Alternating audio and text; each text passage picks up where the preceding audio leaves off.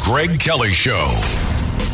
Hello, welcome to Thursday, July 11th, right? It's July 11th, 2024. Does anything about that date seem significant? It was supposed to be the date that Democrats were having enthralled in ecstasy, right? This was the ultimate day for them because Donald Trump was scheduled to be sentenced by Judge Merchan today. This was the day that they were going to send Donald Trump to prison in that phony case. Remember, they secured a guilty verdict. When was that? June? Last month, right? Late May, actually. And they were, oh my gosh, they could just taste the victory. They had it. It was all theirs. The scheme had worked. It blew up in their face. Number one, the verdict itself is in jeopardy because of what the Supreme Court said. And the sentencing has been postponed to September, probably indefinitely. And right now, Joe Biden's political career, there's the death watch. It's a death watch. It's everybody wants him gone in the Democrat Party. Everybody. Not everybody has said so publicly, but we now know. We're hearing they're saying a lot privately that they won't say publicly. And Nancy Pelosi wants him gone. Hakeem Jeffries seems to want him gone. Chuck Schumer is open to dumping him. They want him gone. Now, he won't go, but I think it's not up to him. It's just not up to him. There's a political reality, but you could say, well, I'm keeping my delegates. He's such an angry guy. Well, they can make his life a living hell, all right? And that her stuff, that's just the beginning of what they could do. You remember her and the report on the classified document? This is just an amazing time. It's so wild. God laughs at our plans, right? This was their I can't believe it's the same day, July 11th. He may, at that press conference tonight, Joe just might quit. Joe could quit tonight. Joe could announce tonight that he can't go on. 2 questions in a debate, and everything changes. Everything changes. Everything. It's the most remarkable thing. They understand, after all of their little crap, Atlanta, arresting him, the mugshot, Florida, the documents, raiding, the FBI, the January 6th nonsense, none of it stopped Trump. He is poised to have the most glorious convention next week. The only question right now on minds about Trump right now is who are you going to pick for the VP? Because that's probably going to be the next vice president of the United States. You have senior Democrats saying publicly, like David Axelrod, that we are going to lose dramatically with Joe Biden at the top of the ticket. And they're going to lose anyway. I mean, what's going to happen? Kamala, I still think that Michelle will come to their rescue. That's the only way they can get out of this rabbit hole, this tailspin that they're in. They're in a tailspin. And the idea that Kamala is going to fix it. Kamala's worse than Joe. I understand that there's some polling out there that says she polls better than Joe. Oh, but here's something interesting. The Biden campaign is doing those polls.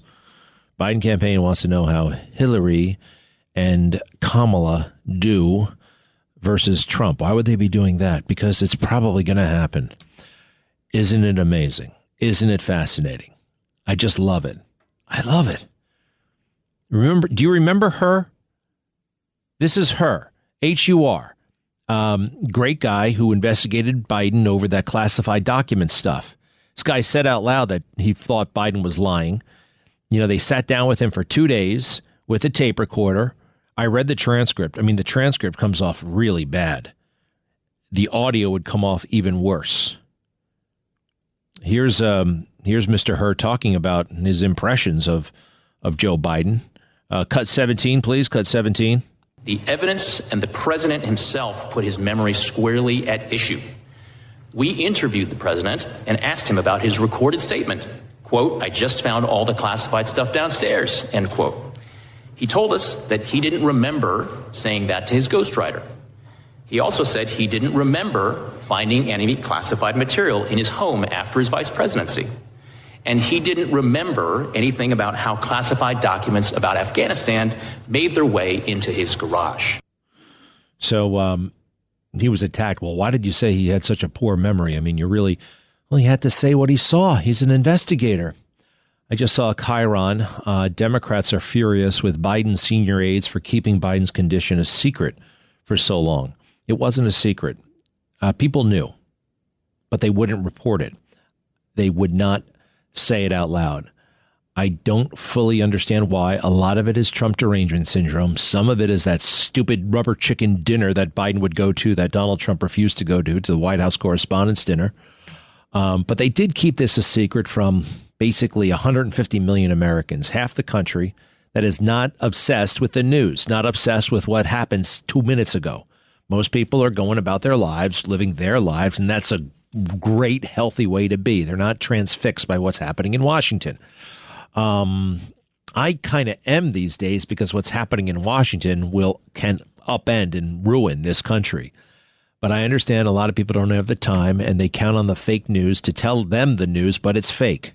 It's totally fake, and it has been for such a long time. Hey, the pressure. They're actually writing now about the reporters are reeling from social media criticism, bombardment. Why didn't you guys tell us the truth from the beginning? And they don't have a good answer. Well, we just thought we were going to be taken care of. We were doing what we were told. We were doing, what do you mean? We were just being biased left-wing correspondents. That's what we're supposed to be, right? No.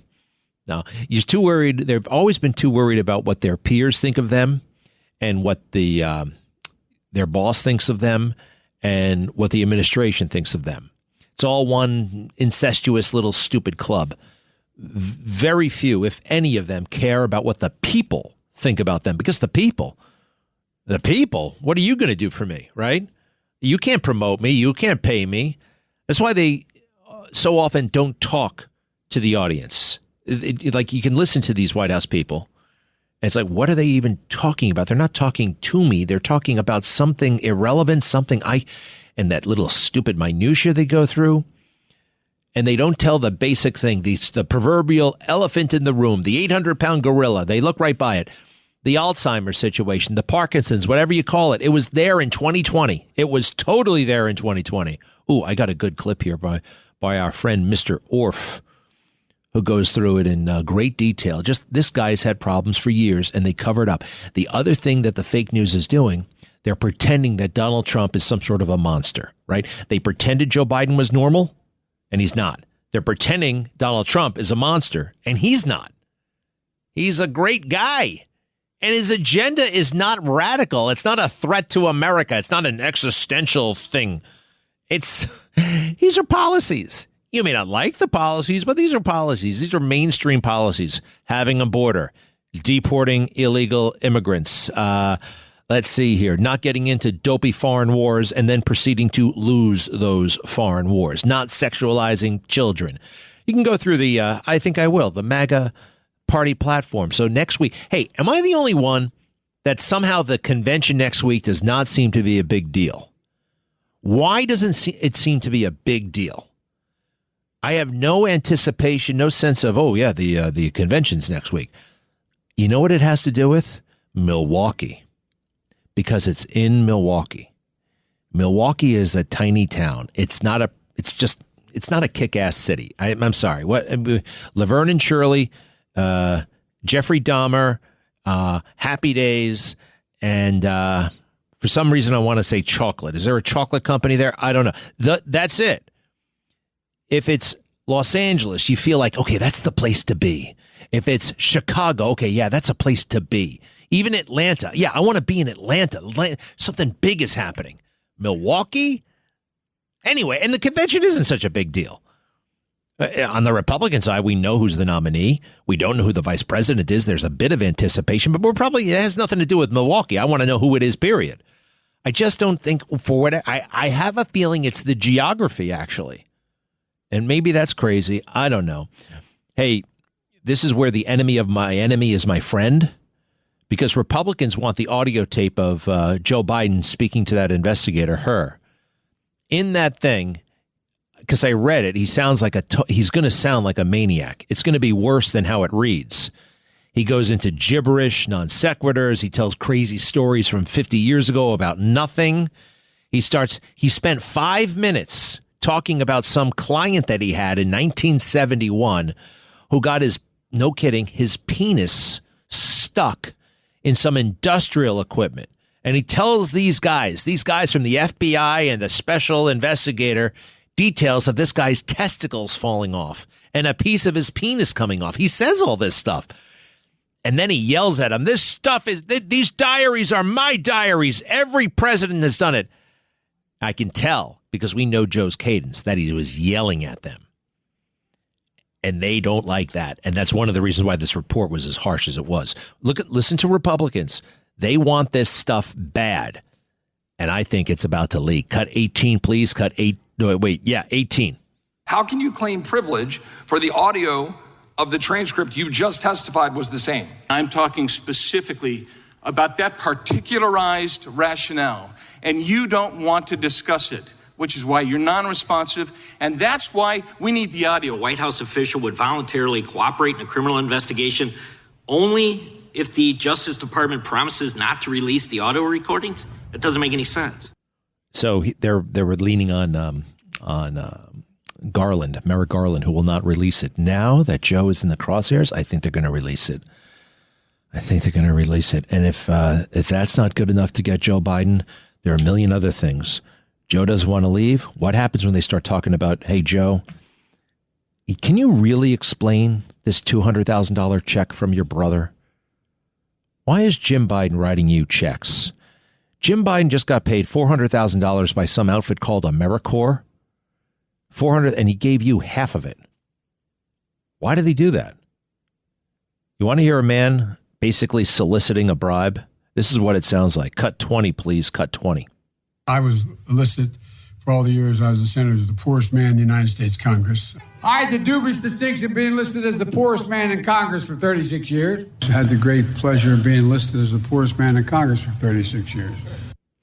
So that's kind of charming, right? No, it's not. It's like, I've got financial woes. Come to me and help me out here. I'll help you out. Why would he be boasting about that? It's called venality, venal. He's venal, susceptible to bribery. That guy's waving a flag. I want money. This is also a curious statement from Joe Biden. You might think it's harmless. You might think it. You might even agree with him. But it's actually weird knowing everything that we know. Cut 23. Because being an Irish family, family was everything. My dad's expression was family is the beginning, the middle, and the end. And he meant it. Family is everything. It's the beginning, the middle, and the end. Family is great. It's so important, but it's not everything. I've heard him say that before. Family is everything. Taking care of Hunter Biden, making sure he's set for life. If family is everything, well, making sure your entire family is financially well taken care of, and everybody kind of wants to do that up until they're an adult, right? And why is he in these crazy convoluted transactions with his brother Frank and his brother James? Why is he refinancing his house 22 times? The Wilmington house he's in now, he refinanced that 22 times. The old house, the DuPont mansion, he refinanced that 15 times in 20 years. Who does that? A shady guy does that, who's wheeling and dealing and trying to cover up something. It's the strangest thing in the world. You know, Joe, you could have listened to me. You know, you could have avoided all of this stuff. I did tell you two things. I told you to slow down. Everybody, I told Joe as soon as he got there in February of 2021, because he took a minor little misstep, I should say. I said, Joe, you're going to fall bad if you keep this up. This is before he went splat on Air Force One. This is before he went splat at the Air Force Academy. This is before any of his big falls, but I noticed that he was going to run into some problems. Listen to this. February of 2021, Joe Biden had been president for 1 month. This is me. Cut 21. When you're the man, everybody's looking and watching. And I've noticed something about you. And actually, from the heart, sir, this is sincere. It concerns me. You're taking those stairs a little bit too fast. This whole running thing, this whole trying to convince everybody that you're a man of vitality. I've seen you run down ramps, run on stage, run off stage. It's going to catch up with you, and we're starting to see it. Take it easy, okay? Fair enough? Fair enough. He's 78, okay? Shouldn't be running. My advice to President Biden, please, Mr. President, walk, don't run, And maybe also don't ride, okay? Yeah, ride a bike. Took a couple. Can you imagine his advisors ever talking to him like that? Like I just did? No, they don't.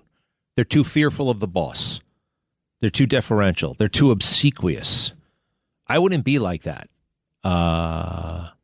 Easy to say now. I'm not sitting in the White House, but I wouldn't be like that. He should have watched my show. I could have kept him out of a lot of trouble. And when we come back, I'll show you how I told him that this nomination thing was going to blow up and he needed to leave somewhat gracefully. Now he could leave in handcuffs. I'll be right back. Greg Kelly.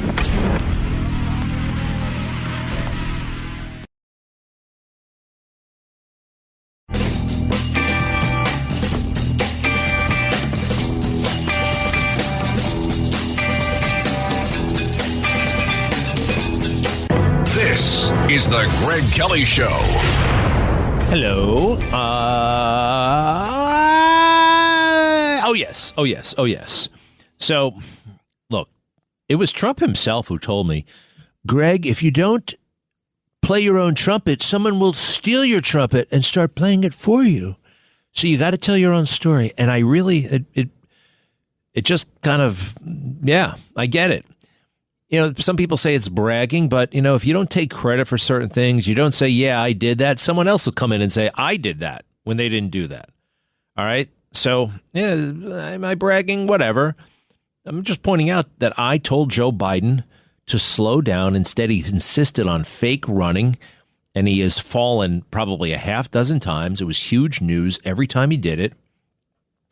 And this is the only, I know there are more, but I found this so far. I made a video. This is January of 2023.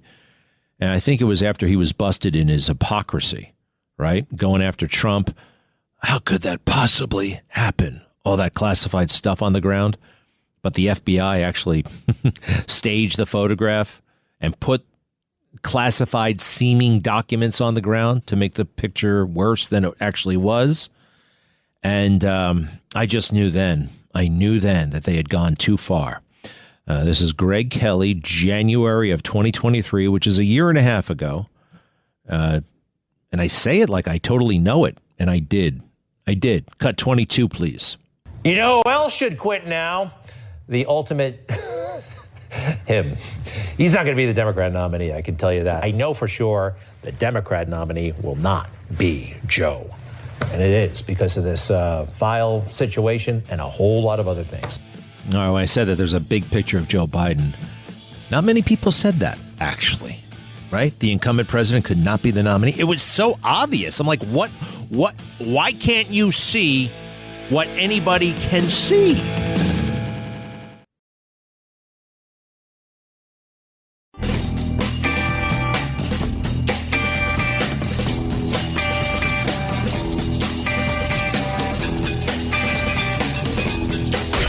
Listening to the Greg Kelly Show. Things are happening fast. You know, people yesterday, George Clooney, what is the big deal? In one sense, I get it. Not a big deal. He's just George Clooney. Hasn't been in a good movie in about, 20 years? I can't think of one George Clooney movie, but he is connected. He had a conversation with Barack Obama before that op-ed was placed. He's confirming what everybody knows, that Joe is out of it. And he said Joe was basically an invalid at that fundraiser last month.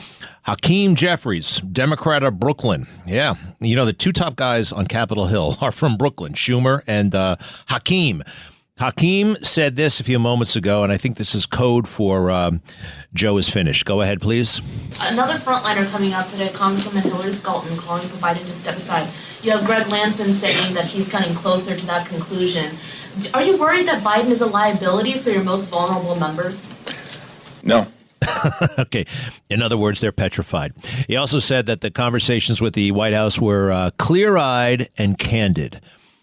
I think that means there's a lot of yelling and screaming going on. Hey, Donald Trump was on the Kilmeade show this morning, and we always want to get his. Hey, what? Forget the Kilmeade show. He just walked in the room. I can't believe this.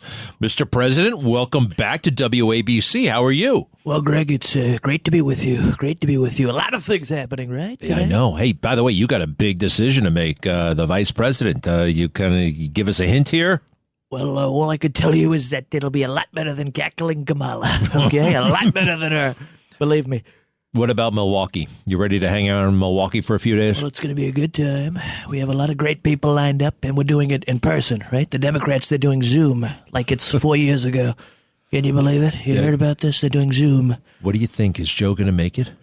Well, look, that's up to Joe to figure out. They have him doing press conference today. I call it setup. They're setting him up to fail. Because it's the only way to get him out, right? They can't do it old-fashioned like in the 60s with Kennedy. They can't do that. They can't blackmail because he's probably got blackmail on them. So they say, you know what, Joe, get out there. And they're going to embarrass him out. But, Joe, he's a little different. He's got a big ego. They say I'm the ego guy. But you know what? If I was losing it, I would say, you know what, it's time to sail off. But Joe, he's not letting go.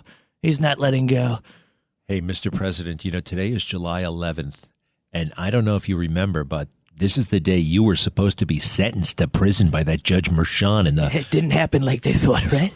Is this wild? No, life is wild, right? Life is wild. Well, all right, Mr. President, I know you got to work on your speech for next week, so I'm going to let you work in the conference room down the hall. In the meantime, we want to talk to Jason Scoop, the comedian, the impressionist, the influencer all over the world, jet setter. I mean, my God, this guy is you got it all going on, Jason Scoop. Welcome back. It's great to be back. Jason, forgive me, but your big comedy live show in Yonkers, tell us when and where it is. So that's July 19th through the 21st. It's 5 shows. That's, I believe, Friday through Sunday. And I'm also, the following Friday, I'm at the Cutting Room right here in Manhattan, New York City on August 2nd. That's fantastic. And what's the name of the venue up in Yonkers? It is the Yonkers Comedy Club. Easy to remember. YonkersComedyClub.com. You can buy tickets on there. How long have you been doing the comedy? I've been doing comedy about 10 years, but very seriously, things have really taken off the last 3 years when I started putting videos online. And TikTok, Instagram? TikTok, Instagram, YouTube. Yeah. And everybody wants a piece of you. Now, explain. I see you getting on and off private jets all the time on Instagram, and I see you going to wrestling matches, it looks like, all UFC. over the world. Why them? Why you? What's going on? So, you told me this, but go through it. Yeah, it's a simple. Basically, I got hooked up with Steve Will Do It. He's a big influence. He's one of the Nelk boys, and they're like huge with like Gen Z.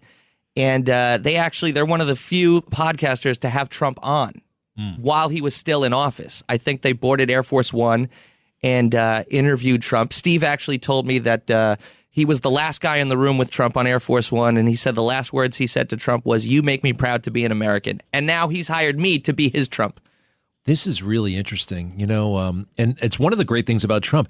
He embraces our culture. Yeah. You know what I mean? Like nothing's below him, nothing's above him. He's just like, he's in it. He's all in. Yeah. I think that's great. It is. All right, so you which Nelk boy? Steve Will Do It? Steve Will Do It. And what does he do? What does he, what's his thing? Well, Steve's when Steve first started, he became Steve Will Do It because he would do anything. Like just any challenge, he would do it. And then once he became successful and making money, he just started just giving out money. The main thing he does is just give people money. He helps people. How do I meet this guy? I can put you in touch. Really? Yeah. I mean, we'll talk. Sure. Talk. All right. So, oops, sorry about that. A spam risk. What kind of cell phone do you have? I have an iPhone. I'm not too good with technology, which is ironic because I guess that's how I make my living. But I think it's the one iPhone before the current one. And that thing my God, it's changed everything. It really. has. It sure has. In a beautiful way. You're like, you don't have to wait around for the comedy club. You can just make comedy wherever you are. Yeah. But that gets you to the comedy club because once you have all the fans, you could put it's AIS, butts in seats. I won't say the other word. Butts in seats, and if you make yourself a name through the phone, then you get to go perform live, and you have people that want to come see you. Butts in seats. By the way, you are you're one of us in terms you grew up in New York. That's right. Long Island. Yeah, Levittown. What high school did you go to? Division Avenue High School. And I think we talked about that. And then your first destination after high school was Nassau Community College. Yeah. But there's some great comedians. Billy Crystal, we told you about. You know who went there also? Brian Williams. No, wait. Brian Williams went to another community college upstate. I am fascinated by people who go to community college and then make it really, really big. Yeah. Because, after when you have to tell somebody you're going to community college and you're in the 12th grade, it's a little bit, right? I would always joke the prestigious University of Nassau Community College. But people have done my mother went to Nassau Community. I took a few classes at Nassau Community.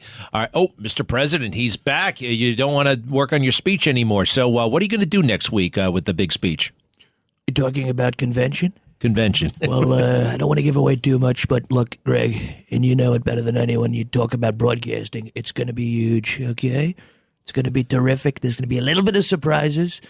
You remember back in '60 and I came out behind the screen, right? You remember the screen? Oh, yeah. It was like pop star stuff. We're looking at perhaps pyrotechnic. Perhaps I shoot up out of the stage like Bieber or Michael back in the day. But we're looking at a lot of things, I am so glad. All right. Well, Believe me. I'm going to let you get back to the planning. Jason Scoop is back. He does have this habit, and you've picked up on it. He doesn't speak grammatically incorrect, but he drops like the article. Yeah. Or it's peculiar and interesting. How do you define it? What's going on there? Well, it's persuasion. I read Scott Adams' book, Win Bigly, how Trump won the 2016 election. It's all persuasion. People would mock him. Oh, he's not grammatically. I'm like, well, look at Biden. He can't even speak.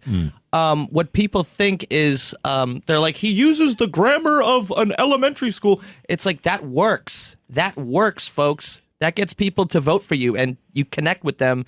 And it's all persuasion. It's all technical persuasion stuff. And on stage, I think they say he only uses like maybe 200 words or something like that. Not as many but on stage, you have to command attention. Yeah. You can't just stand up there and read an essay that somebody wrote for you. No. You got to speak to them. You have to be engaging. But he also has this way of, forget the persuasion for a moment. Like, I think I saw you do it. Okay, we're here at beach. I came to beach, and we're going to do this thing at beach. Like, you didn't call it the beach, and sometimes he does that. Sometimes, like, he'll just use a word and drop off a word that normally goes with that word. It's like a little bit different. Well, I think it catches attention. It's like when there was a movie that was being advertised, Hansel and Gretel, but the posters all said Gretel and Hansel.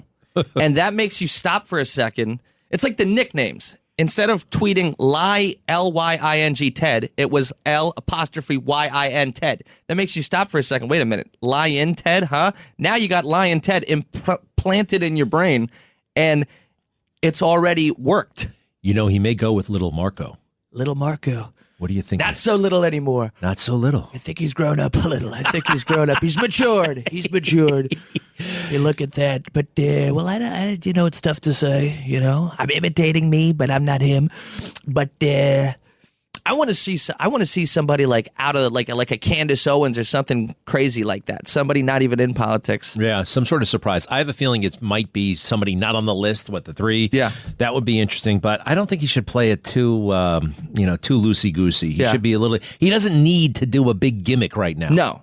That's a Biden. That's a Democrat thing. That's the DEI pick. And those things blow up in your face. They do. Well, as you can see clearly now, they're stuck with Kamala. Right, and it's amazing how that works. By the way, somebody at CBS News was just fired. It was a DEI hired, and they don't realize, quite frankly, people are people. What's on the surface is on the surface.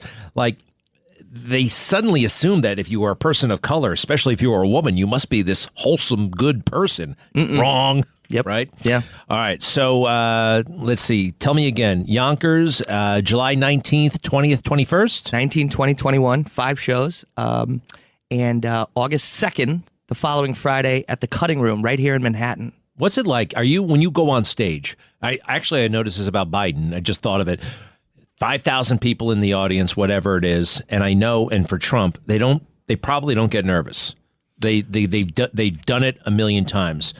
And if a regular person gets in front of 12 people, they're nervous. So what is that like? I mean, are you still on edge when you walk into a big crowd? I love I feed off the energy of the crowd.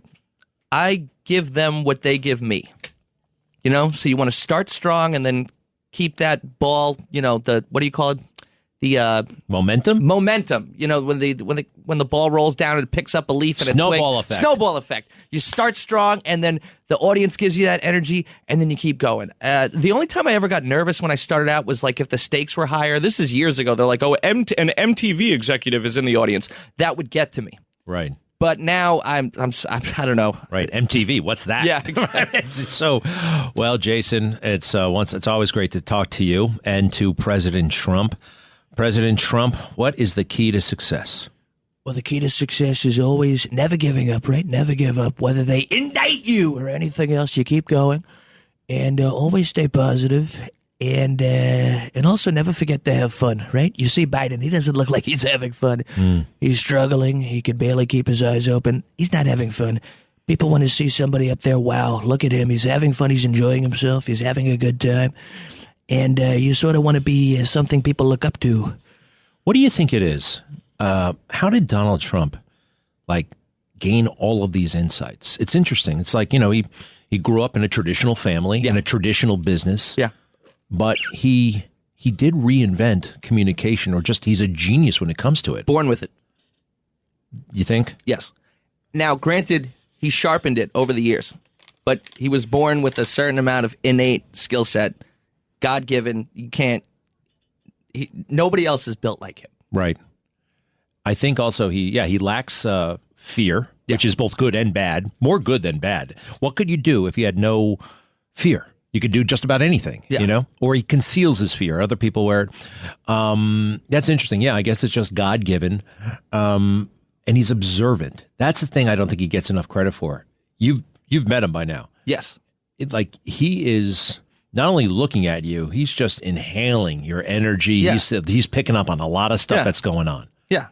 Yeah, it's like I said, he thrives off the audience. He thrives off. He's in the moment. He connects. That's why he's gotten this far. That's why Hillary didn't get elected. She can't connect. Right. Biden maybe used to be able to fake connection, but now he's lost. He's completely, And I think he's genuinely interested in people. Yes.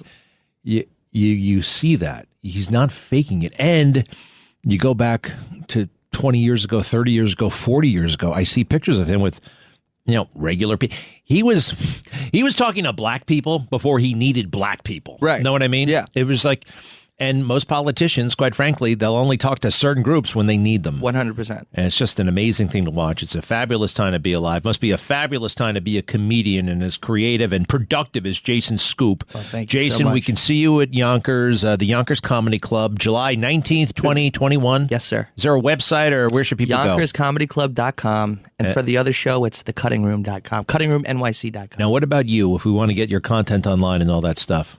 Jason Scoop on Instagram, Jason Scoop Comedy on TikTok and YouTube, and also Jason Scoop on Twitter. And big announcement for the first time ever, I'm going live today on Instagram and possibly TikTok as well. I have to figure that out with maybe a second camera guy.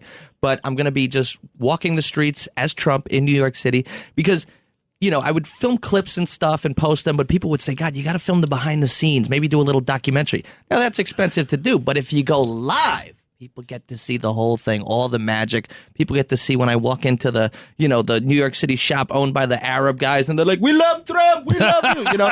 That's all the behind the scenes. It is great, and I've seen you. You walk in. I saw once a pizza parlor, and you walk in there, and you just took over the room. And I don't know if you remember this, but you go to the counter. It's a little bit like glass high, and you took your hands and you went.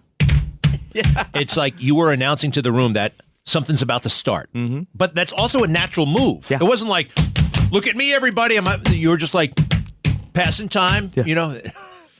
It's genius. Thank you. Hey, I have one note, and I've given this to you before. Oh, the handshake. All right. So Trump does have, on occasion, a way to handshake where he totally dominates and subdues the other person into this, it's a weird power play. Not weird. It does it.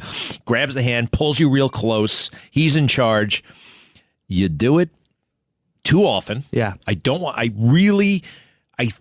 It's not him. He doesn't. This is one of the reasons why it doesn't work, in my opinion. Yeah, okay. And I think you're brilliant and it's hilarious and it gives me great pleasure and joy, your content. Trump doesn't offer his hand as much as you do. Right. And the pulling in, sooner or later, you're going to shake the wrong guy's hand and they're going to punch you in the mouth. Right. Well, I'll say this. A, it's definitely a caricature thing. That's not one of my spot on exactly. It's more of a caricature. It's a little more leaning into the comedy side. And the other thing is, believe it or not, I know you think I haven't listened to your advice, but trust me, you're like the angel on my shoulder. When I do it now, it used to be harder. I actually kind of found a way to fake it. But I pick and choose who I go, it's like a split-second analysis. Okay, with this guy, I go like this. With this guy, maybe do the fake. So believe it or not, but I did not forget your words of advice, Greg Kelly. Just like Biden didn't listen to you when you told him to watch the step, I listened to you. Or even if I don't listen, you're like mom or dad lingering on you're the angel on my shoulder. Trust me. You're being more selective as to who you do it. Oh, that makes you feel good. One other thing, your hair, you're a young man, you got a full head of hair, you're kind of doing what is it, dyeing? So the reason why I dyed my hair blonde was I was with Steve Will Do It. We wanted to go courtside with the Dallas Mavericks game. The company that I think it's whatever company sponsors him, they didn't want me wearing the wig. So Steve saw a way around that was to just dye my hair. Obviously, it was longer at the time. Dye my hair blonde. We never made it to the game because the flight was delayed.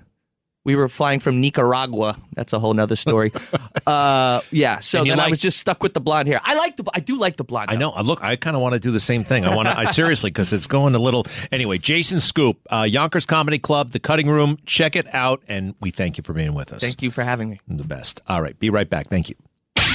Greg Kelly.